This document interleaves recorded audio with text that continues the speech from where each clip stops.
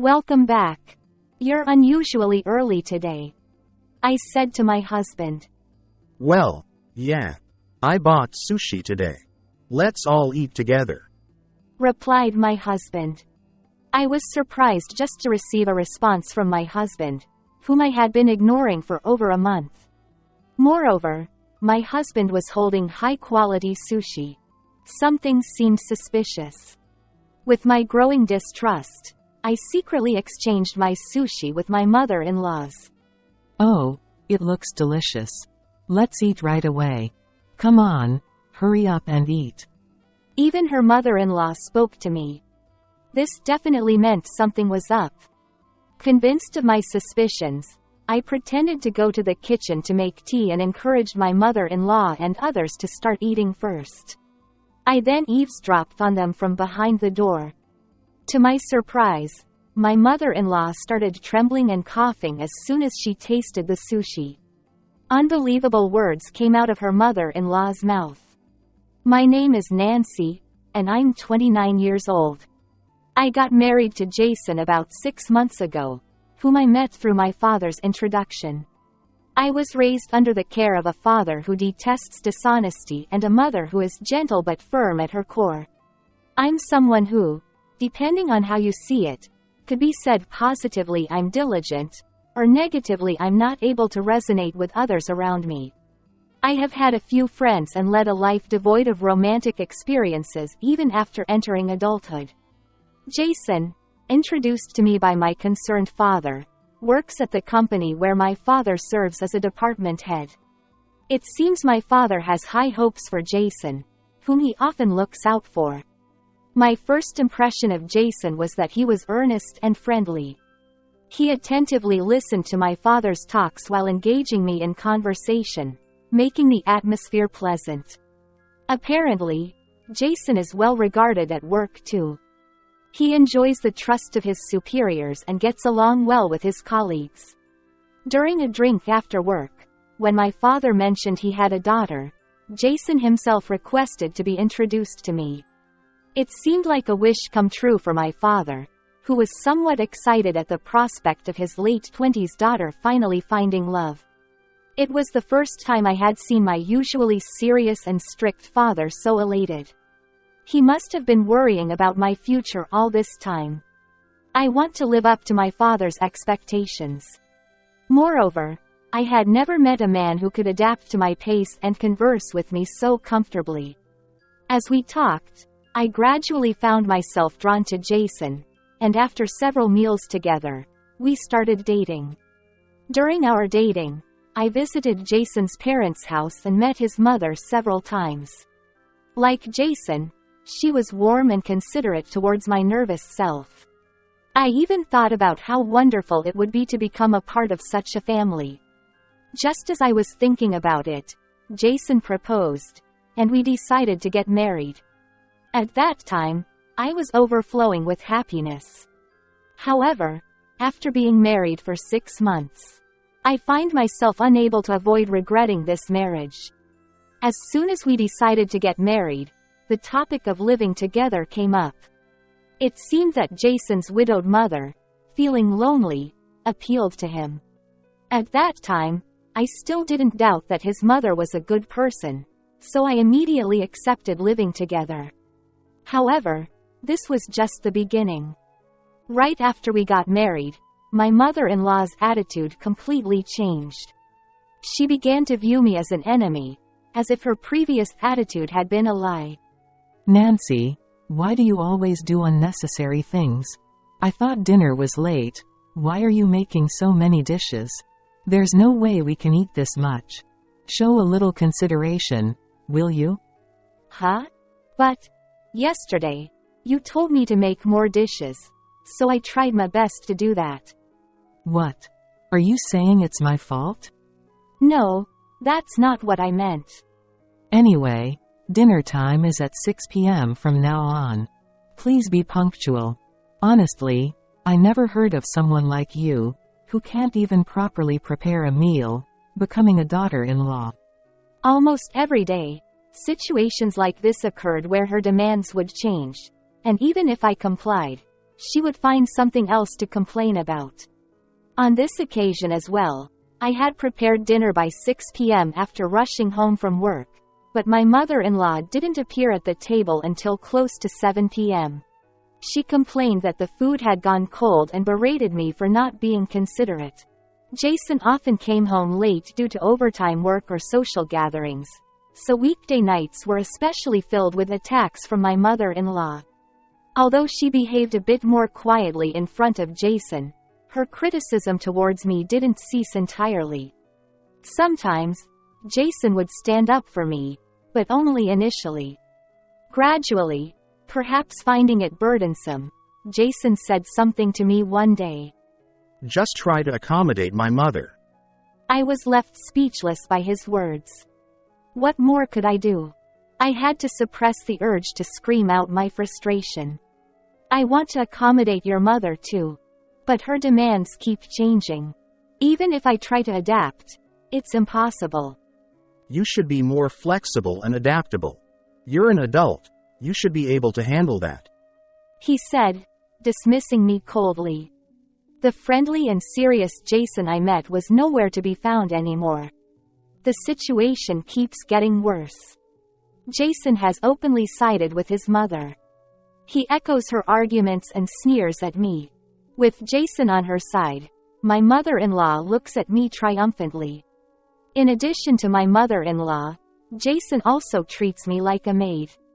On weekends, they push household chores onto me and go out together, sometimes even going out for dinner despite me preparing it. There have been times when Jason brought takeout only for himself and his mother. Yet, there was only one reason I didn't leave my parents-in-law's house. I didn't want to worry my parents.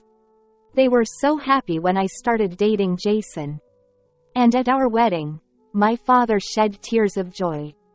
I didn't want to disappoint them after they happily sent me off to marry Jason.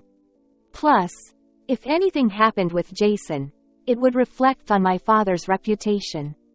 So, even if Jason didn't support me against my mother-in-law's bullying, I had to resolve to stay here and endure it. My only solace was our cat, John, whom I had before marriage. My mother-in-law didn't approve when I wanted to bring John with me, but I insisted. Now, I'm grateful I brought him. Since getting married, John has comforted me countless times. One day, while somehow managing to get through each day, it suddenly began. The cold shoulder from my mother-in-law and husband. It happened without any warning, leaving me bewildered. No matter how much I tried to engage them, I was met with silence. Asking for reasons or trying to bridge the gap was futile. I was ignored regardless of attempts to communicate or fulfill household duties. A month later, Jason, who would typically return home no earlier than 7 p.m., came back unusually early around 6 p.m. I couldn't help but wonder if I would be ignored once again as I mustered the courage to speak up. Welcome back. You're unusually early today. Well, yeah. I bought sushi today. Let's all eat together. Replied Jason. I was surprised just by receiving a response from Jason, whom I hadn't expected to reply at all.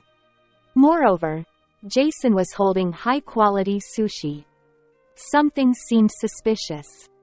Before I could feel happy about being acknowledged and the sushi being bought for me, I couldn't help but wonder what his intentions were.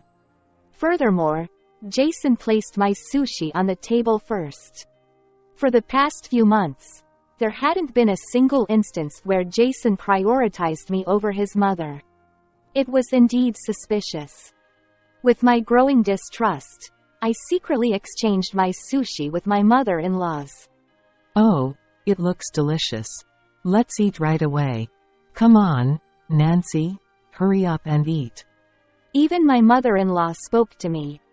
This definitely meant something was up. Convinced of my suspicions, I encouraged my mother-in-law and others to start eating first. I'll make some tea. Please go ahead. I said. Ah, that's sweet of you. But yes, tea goes well with sushi. Hurry back since we're starting. My mother-in-law replied. Pretending to head to the kitchen, I eavesdropped on them from behind the door. After some whispered conversation between my mother-in-law and Jason, they began eating sushi.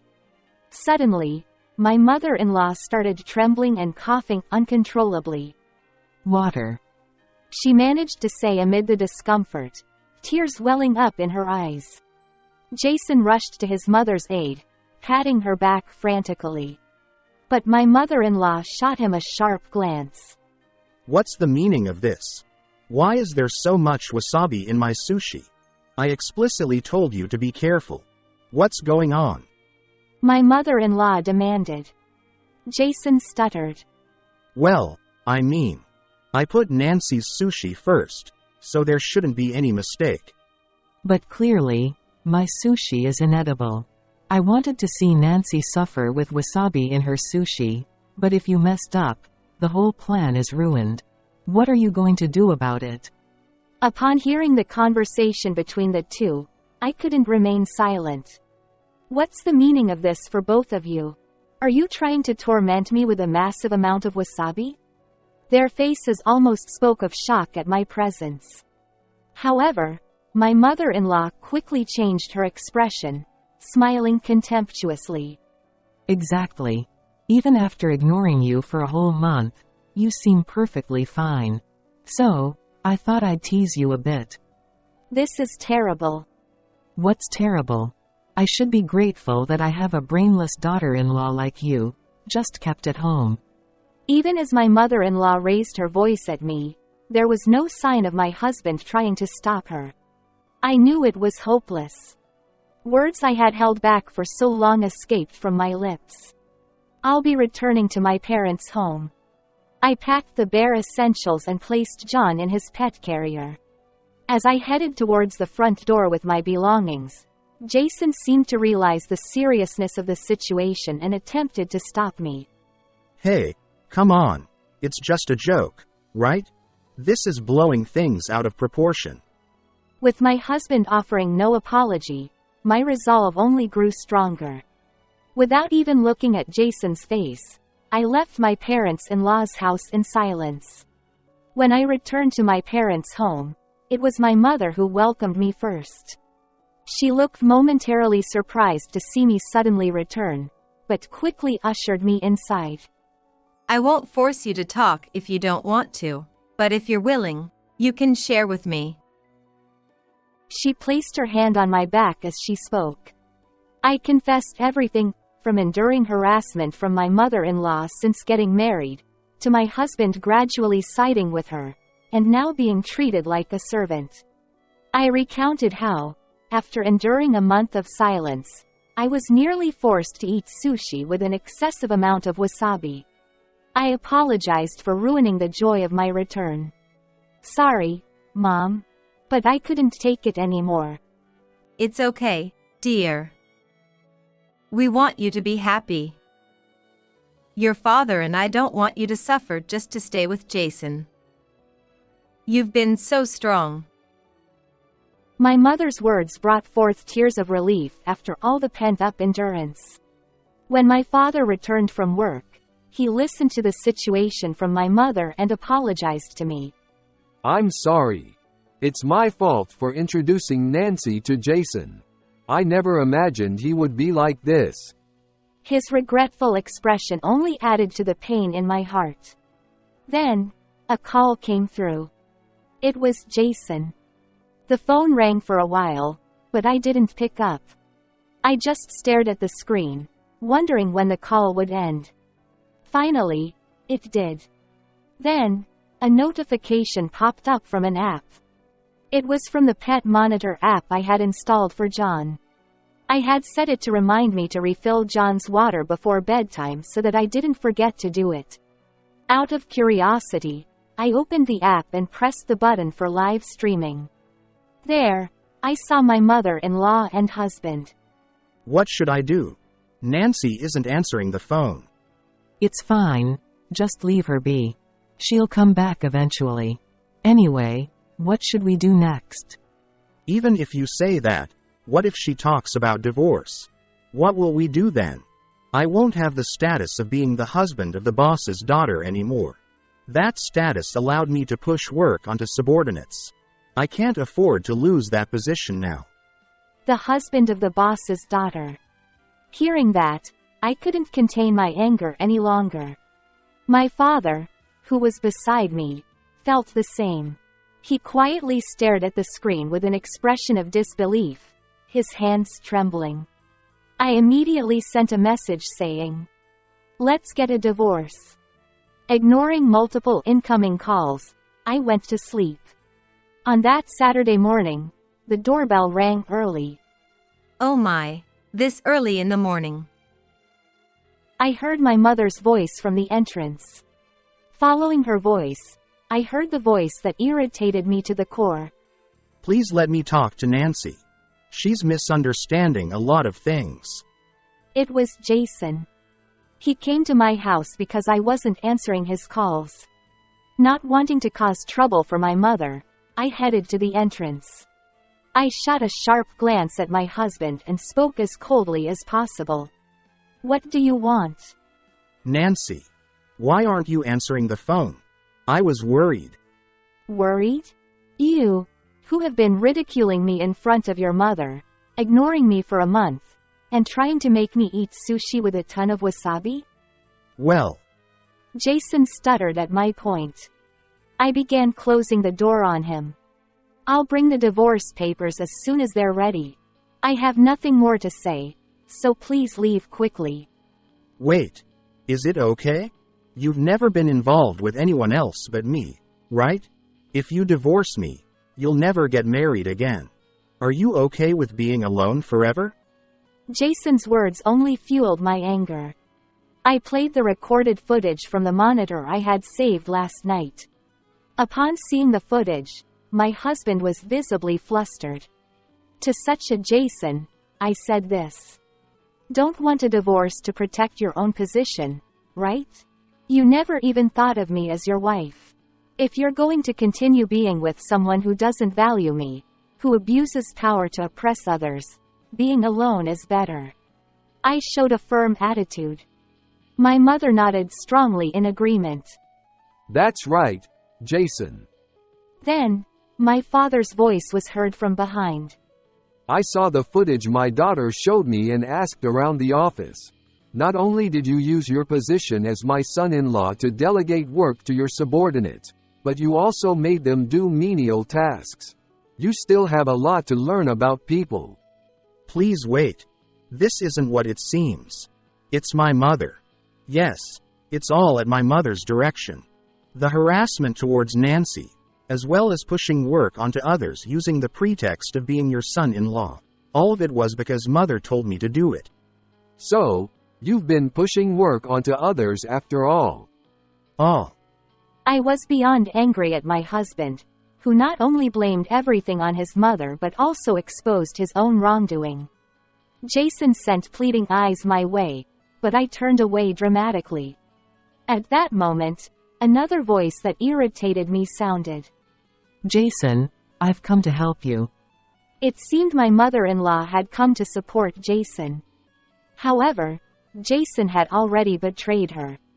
Pointing at her as she just arrived, saying, "It's all her doing." My mother-in-law seemed bewildered. What do you mean, Jason? I came to support you, and you're trying to blame me as the bad guy? Don't blame it on me. It's all Mom's fault. If Mom hadn't bullied Nancy, none of this would have happened. There wouldn't have been talk of divorce, and I wouldn't have had to worry about losing my current position. Don't blame it on me. It's all your fault for trying to sideline me. You're the one who's to blame for everything. As they shifted blame onto each other, my father, mother, and I could only watch in astonishment. Moreover, their argument didn't seem to end anytime soon. Fed up with the situation, my father sighed and spoke up. Sort out your issues when you get home. It's disappointing to know that Jason is such a despicable person. We were even discussing your promotion, but I'll have to cancel everything. That's... Jason sent pleading eyes to my father, but my father didn't change his stance. And then, our divorce was formally decided on the spot. We printed the divorce paper at home and I had him sign right there. Feeling uncomfortable at work due to his past wrongdoings being exposed in our divorce, being the boss's daughter, Jason expressed a desire to resign. He seems to be attempting to find new employment, but rumors about him have spread to other companies in the same industry, making it difficult for him to be hired. He's considering switching industries, but it appears he's struggling to find employment there as well. Jason, who had a falling out with my former mother-in-law over this incident, moved out of his parents' house and started living alone. However, he's financially strained and living a modest life in a rundown apartment. It seems he's managing to get by with day labor jobs, living day by day. His former mother-in-law, who adored her son, is living alone, feeling lonely after he moved out. She's been known in the neighborhood for her mistreatment of her former daughter-in-law and now leads a solitary life, avoiding any interactions. As for me, I'm back living with my father and mother, just the three of us.